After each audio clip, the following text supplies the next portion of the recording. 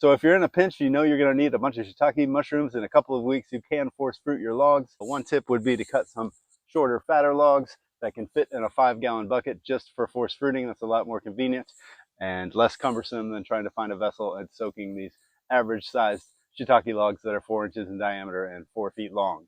Typically, if you wanted to force fruit your logs, you would soak them in a cold water bath of unchlorinated water for like 12 to 24 hours, and then they should fruit in a week or two after that. But in my experience, you might not need to do that at all. You might just need to bang your logs around, knock them against each other, hit them with a mallet.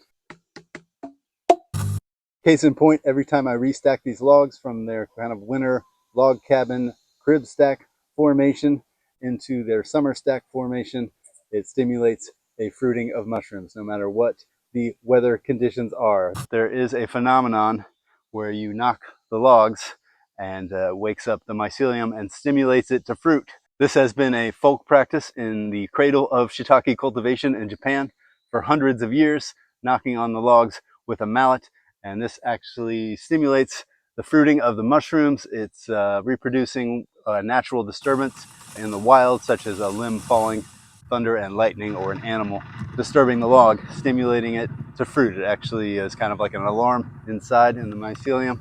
There have been scientific studies conducted in Japan showing that knocking on a shiitake log 10 times with a mallet will double the production of the fruiting. A couple weeks later, of course, there is a finite supply of energy within each log. The more you force fruit, the less long they will last. I almost never force fruit my logs. I usually just let nature take its course, and I dehydrate extra mushrooms if I need to. The average lifespan of these logs here in southern Indiana has been about 7 years.